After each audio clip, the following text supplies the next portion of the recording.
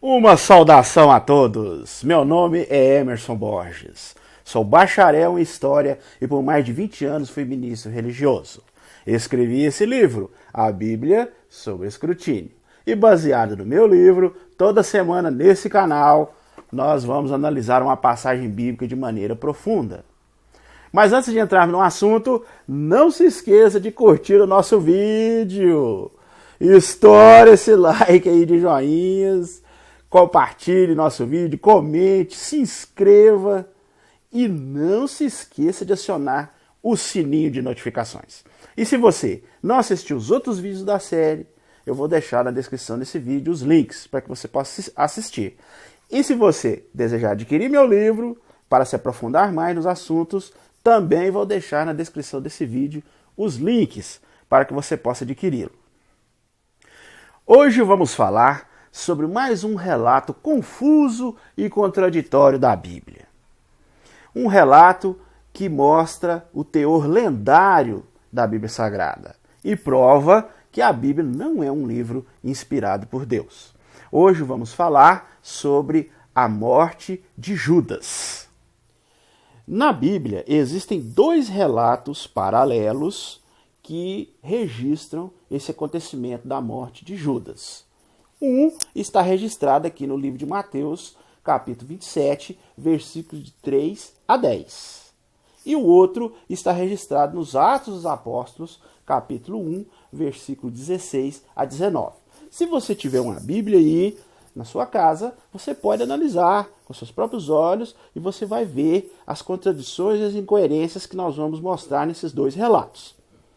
Repetindo, são relatos paralelos que nos contam o mesmo acontecimento. No relato de Mateus 27, 3 a 10, fica claro ali, você inclusive pode ler na sua Bíblia aí com seus próprios olhos.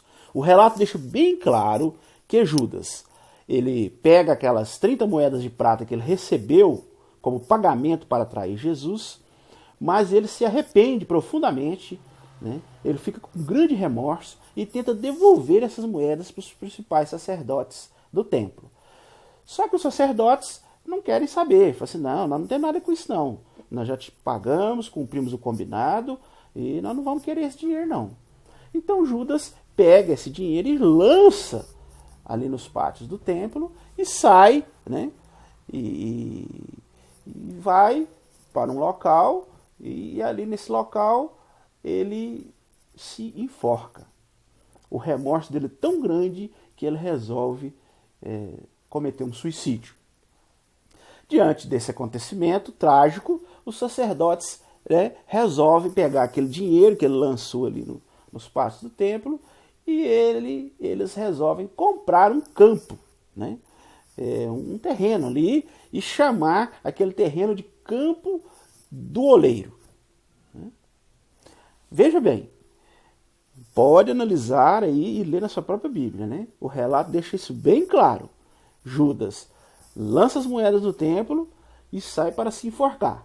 Os sacerdotes, sem saber o que fazer com aquele dinheiro, pegam o dinheiro, compram um campo e chamam esse campo de Campo de Oleiro. Esse é o relato que está registrado em Mateus 27, 3 a 10.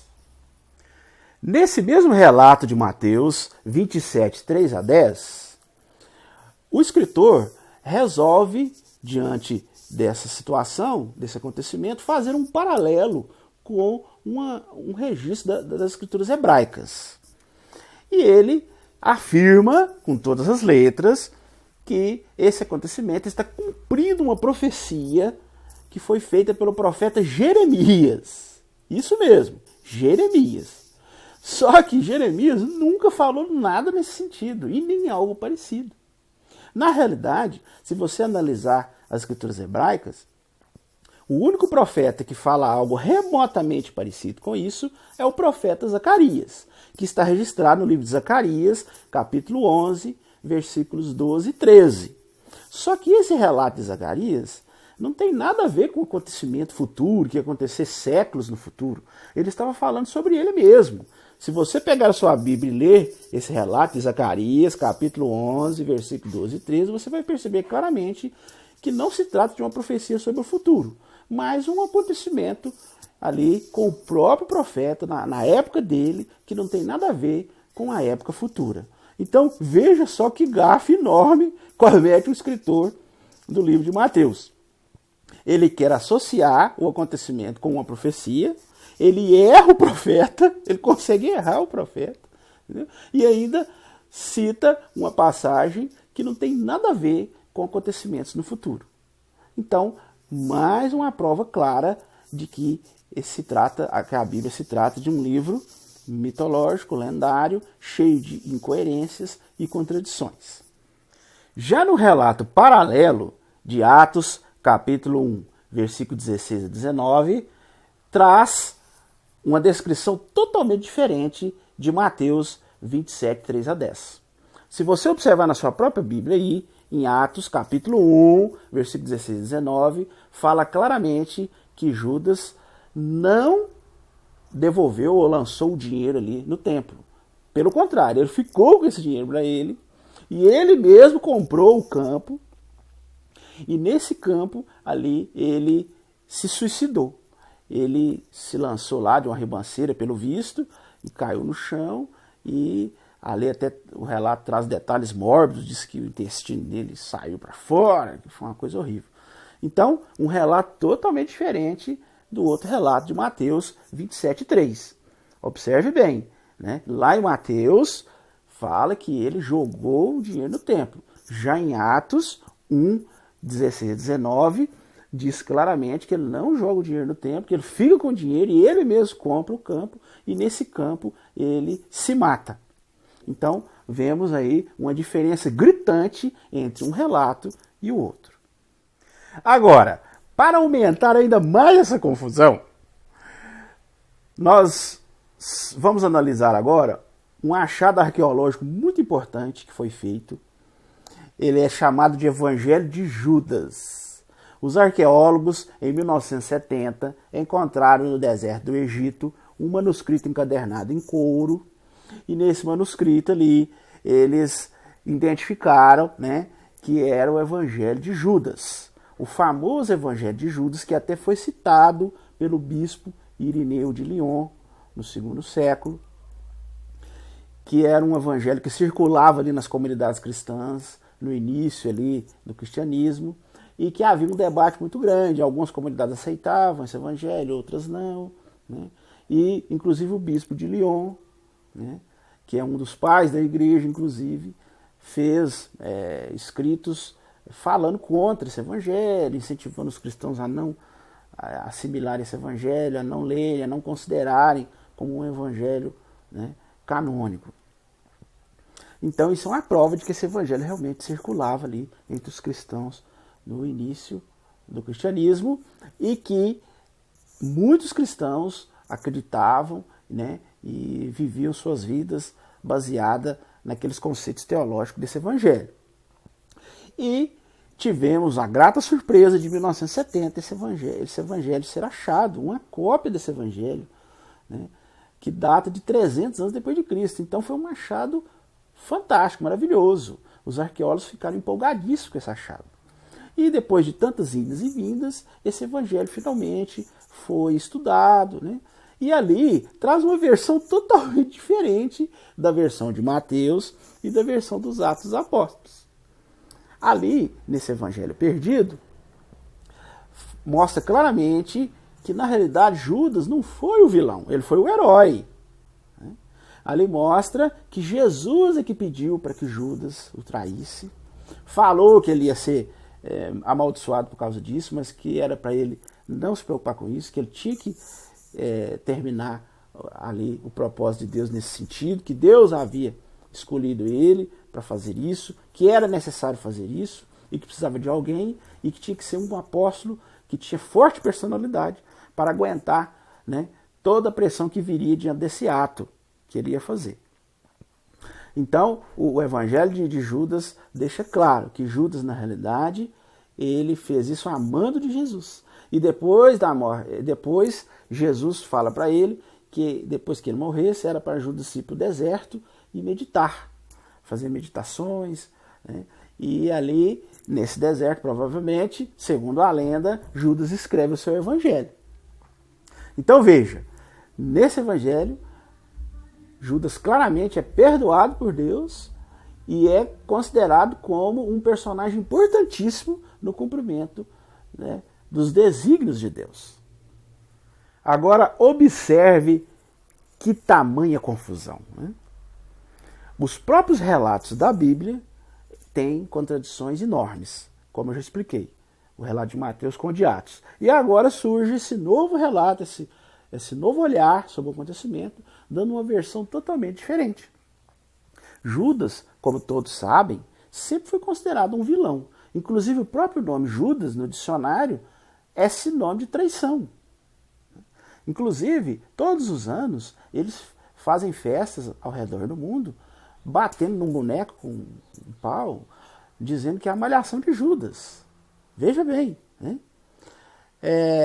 Aquilo ali, na realidade, é um castigo simbólico pelo ato que a maioria dos cristãos considera como um ato traidor, né? Onde ele, através de um beijo, trai o Messias, Jesus, levando ele às mãos dos seus algozes, dos seus carrascos, aonde ele tanto sofre até ser morto. Então Judas sempre foi considerado um vilão. Agora, nesse novo achado que nós falamos aqui, né, que é o Evangelho Perdido de Judas, há uma versão totalmente diferente, né? Ali ele já é colocado como um personagem fundamental no cumprimento ali da vontade de Deus. Ele, apesar de Jesus dizer que ele seria amaldiçoado, ele na realidade é perdoado por Deus, nessa nova interpretação, né?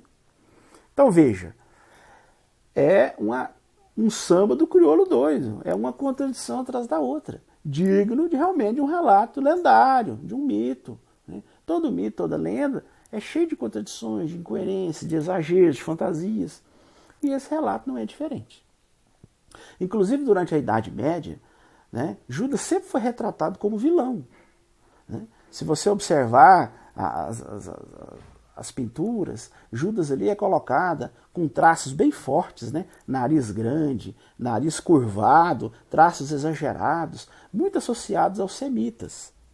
Inclusive na Divina Comédia de Dante, Judas está ali no último círculo do inferno e é devorado por Lúcifer. Isso mesmo, ele é devorado por Lúcifer. Entretanto, Judas não foi o único apóstolo a trair Jesus, segundo os próprios relatos que estão na Bíblia. Todos os outros apóstolos também traíram Jesus. Naquela ocasião, todos eles fugiram, né? Não deram nenhum apoio. Inclusive Pedro traiu Jesus por 3 vezes. 3 vezes ele traiu Jesus. Ele negou Jesus, né, diante das pessoas. As pessoas falavam, você era o que estava com ele. Ele falava na cara dura, não, eu nem conheço esse homem, né? Isso não é uma traição? Você negar o seu mestre? Então, se a gente olhar por esse ângulo, todos os apóstolos, de alguma forma, traíram Jesus. Mas, alguns religiosos falam assim, não, mas eles se arrependeram, né? Bom, Judas também, segundo o relato, se arrependeu. E foi o que mais se arrependeu. Porque, segundo o relato de Mateus, ele chegou até a cometer suicídio. Tamanho era o remorso que ele tinha. Então, se formos analisar por esse ângulo, né, todos eles traíram e todos eles se arrependeram. Inclusive Judas foi o que teve um arrependimento maior, porque segundo o relato, ele foi consumido por um remorso enorme que o levou a cometer suicídio. Além disso, se analisarmos pela razão e pela lógica, se Jesus tinha que morrer, se isso fazia parte do plano de Deus, né, e era necessário que alguém o traísse, né, no caso foi Judas, então Judas na realidade ele foi fundamental na execução do plano de Deus, não é mesmo? Raciocínio para você ver, né? Se Jesus tinha que morrer, não tinha, esse era o plano de Deus, alguém precisava traí-lo. Esse alguém, ele era fundamental para que esse plano acontecesse, para que o propósito de Deus acontecesse. Visto que Deus, segundo a Bíblia, é um Deus onisciente, sabe tudo, ele já sabia de tudo. Né? Então não haveria como, né, Judas sair ou não fazer isso. Né?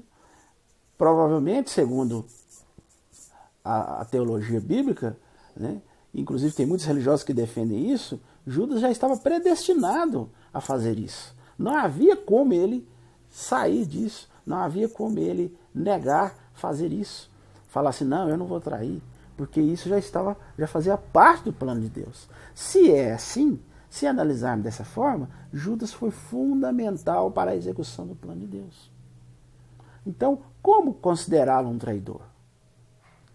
Olhando por esse prisma, o Evangelho de Judas traz a versão mais razoável, até mais razoável do que os registros de Atos, do capítulo 1, e de Mateus, capítulo 27. Mas, independente de qual relato seja mais razoável, a questão é que essas contradições, essas incoerências, demonstram claramente que esses relatos são mitos, são lendas, né? E foram escritos por homens, como eu, como você, pessoas que cometem erros, né? Registram coisas equivocadas. Então, isso é uma prova clara de que a Bíblia não é um livro inspirado por Deus. Isso deixa claro que a Bíblia é um livro comum, escrito por homens. Né? Nós vemos contradições enormes, vimos aqui nesse vídeo as diferenças do relato de Mateus 27 para Atos capítulo 1, são totalmente diferentes os relatos, né? Relatos falando do mesmo evento, né? Então isso é uma prova clara de que realmente homens é que escreveram, homens como eu, como você, que erram, que contam histórias equivocadas, né? Então você veja bem, se esses historiadores estivessem testemunhando um crime e chegassem para o delegado, cada um contando uma versão totalmente diferente, qual seria a conclusão do delegado? Não, isso é mentira, isso aí, vocês estão inventando isso aí. Um conta de um jeito, outro conta de outro jeito totalmente diferente. Né? E ainda surgiu esse achado arqueológico, o Evangelho de Judas, que já lança uma outra versão totalmente diferente, aumentando ainda mais a confusão. Né? E é uma coisa tão esculachada, né? As contradições são tão visíveis, que até no relato de Mateus nós vimos, ele tenta relacionar o acontecimento com uma profecia, cita o profeta errado, fala que é Jeremias, que na realidade Jeremias nunca falou nada sobre as 30 moedas de prata, no caso. O profeta, o único que fala alguma coisa parecida é Zacarias, e um acontecimento que tem a ver com o próprio Zacarias, há séculos atrás, que não tem nada a ver com o futuro, ele não estava fazendo profecia nenhuma sobre o futuro. Então, tudo isso, todos esses fatores, todas essas evidências são provas contundentes de que esse relato é um relato mitológico, é uma lenda, cheio de contradições e incoerências. E mais uma prova de que a Bíblia não é um livro inspirado por Deus. Bem, esse era o assunto que nós íamos considerar hoje. Desejo felicidade a todos e até o nosso próximo vídeo.